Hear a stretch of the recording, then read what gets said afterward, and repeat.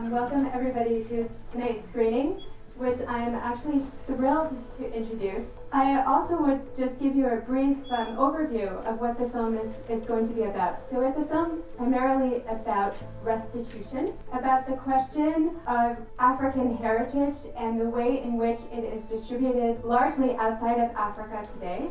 In fact, 90% or 95% even of African cultural heritage is located outside of the continent. So this is a remarkable account of the journey of these artworks from their situation in exile back to their place of origin, and the ways in which the local communities received these objects, the meaning they made of the restitution, especially young people.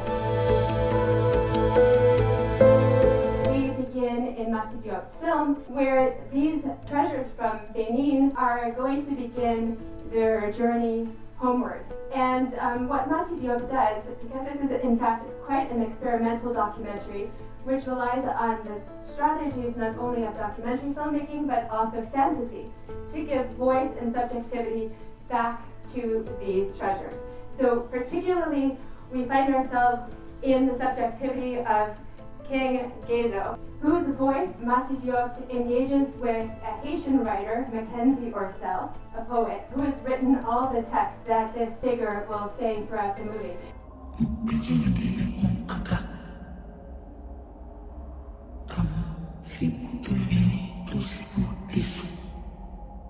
She doesn't make this voice folkloric or something that seems antique and ancient. So she worked with Nicholas Becker, a sound design artist, in order to create a kind of otherworldly, futuristic voice that she felt would have more appeal to young people and the future generations with whom she's hoping this artwork will resonate.